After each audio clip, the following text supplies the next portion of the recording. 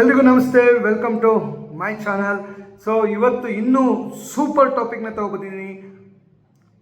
How to build larger team ಅಥವಾ how to handle bigger team. Bigger ಟೀಮ್ನ ಯಾವ ರೀತಿ ಹ್ಯಾಂಡಲ್ ಮಾಡೋದು ಅಂತ. ಸೊ ಇದು ತುಂಬ ತುಂಬ ತುಂಬ ತುಂಬ ತುಂಬ ನೆಸೆಸಿಟಿ ಇರೋಂಥ ಇನ್ಫಾರ್ಮೇಷನ್. ಸೊ ದಯವಿಟ್ಟು ಸಬ್ಸ್ಕ್ರೈಬ್ ಆಗಿ ಬೆಲ್ಲೈಕನ್ನ ಪ್ರೆಸ್ ಮಾಡಿ. ಇನ್ಫಾರ್ಮೇಷನ್ ಇಷ್ಟ ಆದರೆ ನಿಮ್ಮ ಟೀಮ್ಗಳಿಗೆ ಇದನ್ನು ಶೇರ್ ಮಾಡಿ. ಓಕೆ, ಸೊ ಎಲ್ಲರ ಒಂದು ಬಿಗ್ಗೆಸ್ಟ್ ಡ್ರೀಮ್ ಏನಂದರೆ ನಂದು ದೊಡ್ಡ ಟೀಮ್ ಆಗಬೇಕು, ನನಗೆ ದೊಡ್ಡ ಸಕ್ಸಸ್ ಸಿಗಬೇಕು ನೆಟ್ವರ್ಕ್ ಮಾರ್ಕೆಟಿಂಗಲ್ಲಿ ಅಂತ. ಹೆಸರು. ಸೊ ಆದ್ದರಿಂದ ತುಂಬ ಜನ ಟೀಮ್ ಬಿಲ್ಡಿಂಗ್ ಮಾಡೋಕ್ಕೆ ಹೋಗ್ತಾರೆ, ಆದರೆ ಯಾವ ರೀತಿ ಟೀಮ್ ಬಿಲ್ಡ್ ಮಾಡಬೇಕು ಅಂತ ಗೊತ್ತಿಲ್ಲದೇ ಸೋಲ್ತಾರೆ. ಟೀಮ್ ಬಿಲ್ಡ್ ಆಗುತ್ತೆ, ಹೋಗುತ್ತೆ, ಬಿದ್ದೋಗುತ್ತೆ, ಬಿಲ್ಡ್ ಆಗುತ್ತೆ, ಬಿದ್ದೋಗುತ್ತೆ. ಸೊ ತುಂಬ ಜನ ಲೀಡರ್ಸ್ಗಳನ್ನ ನೋಡಿದ್ದೀನಿ. ಸೊ ಟೀಮ್ ಕಟ್ತಾರೆ, ಟೀಮ್ ಬಿದ್ದೋಗುತ್ತೆ, ಟೀಮ್ ಕಟ್ತಾರೆ, ಬಿದ್ದೋಗ್ತಾರೆ. ಸೊ ನಿಮಗೆ ಟೀಮ್ ಉಳಿಬೇಕು, ಸಸ್ಟೈನಬಲ್ ಗ್ರೋತ್ ಬೇಕು ಅಂತ ಇದ್ದರೆ so please please please listen this video complete ವಿಡಿಯೋನ ನೋಡಿ.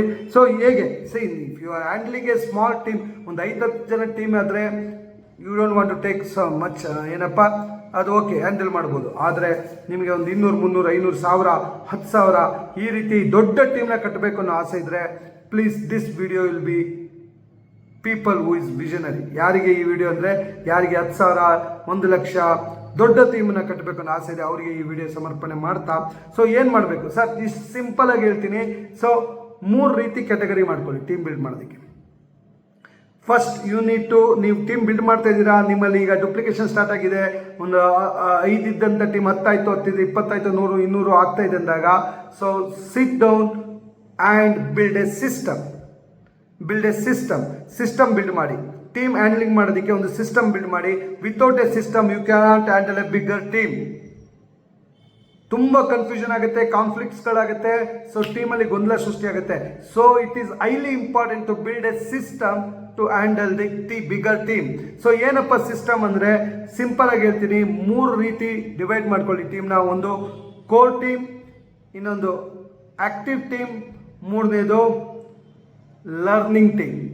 ಮತ್ತೊಮ್ಮೆ ಹೇಳ್ತೀನಿ, core team, active team, learning team ಅಂತ 3 ಟೀಮ್ ಆಗಿ ಡಿವೈಡ್ ಮಾಡ್ಕೊಳ್ಳಿ.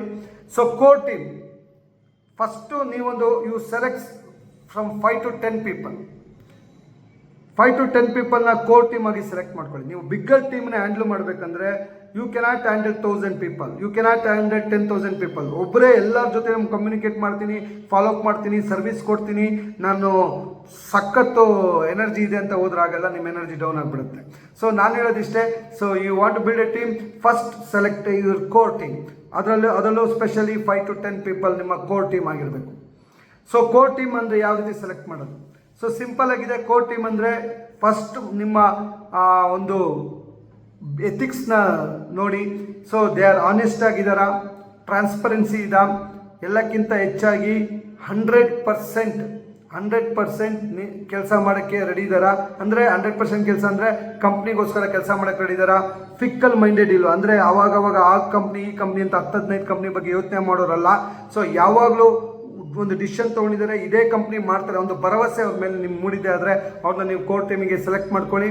ಸೊ ಆನೆಸ್ಟ್ ಇದ್ದಾರಂತ ನೋಡಿ, ಅವರಲ್ಲಿ ಏನಪ್ಪ ಪ್ರೊಫೆಷ್ನಲಿಸಮ್ ಇದೆ ಅಂತ.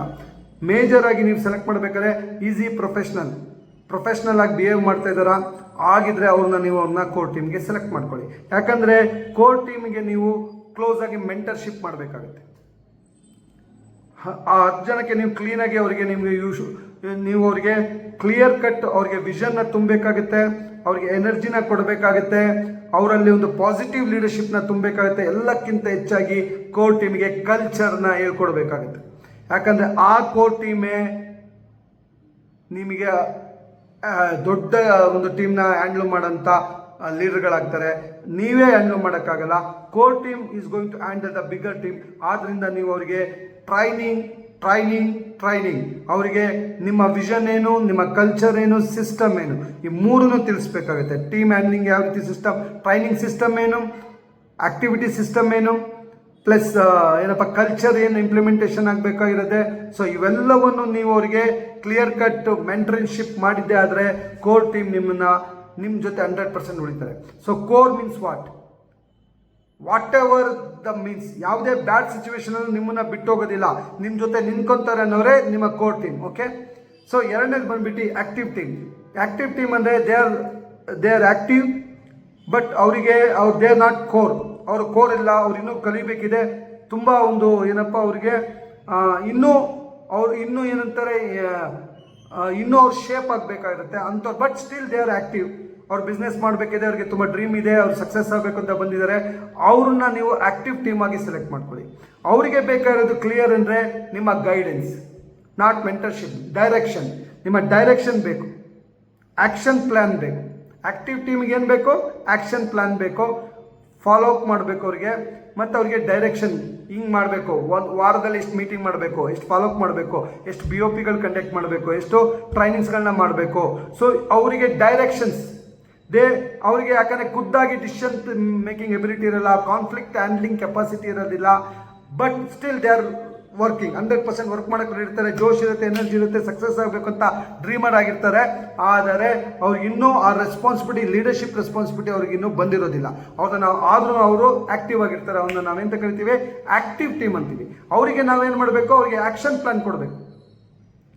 ಡೈಲಿ ಎಷ್ಟು ವರ್ಕ್ ಮಾಡಬೇಕು, ವರ್ಕ್ ರಿಪೋರ್ಟ್ ಯಾವ ರೀತಿ ಕೊಡಬೇಕು, ಪ್ಲಸ್ ಫಾಲೋಅಪ್ ಯಾವ ರೀತಿ ಮಾಡಬೇಕು, ಪ್ಲಸ್ ಟ್ರೈನಿಂಗ್ ಯಾವ ರೀತಿ ಟ್ರೈನಿಂಗ್ ಯಾವ ರೀತಿ ಇನ್ವಾಲ್ವ್ ಆಗಬೇಕು, ಯಾವಾಗ ಸಿಸ್ಟಮ್ ವರ್ಕ್ ಆಗಬೇಕು, ಲೈಕ್ BOP, NDO ಟ್ರೈನಿಂಗ್, ಇವೆಲ್ಲವೂ ಯಾವ ರೀತಿ ಇನ್ವಾಲ್ವ್ ಆಗಬೇಕು ಅನ್ನೋದನ್ನ ನೀವು ಅವ್ರಿಗೆ ಕರೆಕ್ಟಾಗಿ ಡೈರೆಕ್ಷನ್ ಕೊಡಬೇಕು. ಅದನ್ನು ನಾವೆಂತ ಕರಿತೀವಿ? ಆ್ಯಕ್ಟಿವಿಟಿ ಅಂತೀವಿ. ಅವಾಗ ಅವ್ರು ಏನು ಮಾಡ್ತಾರೆ?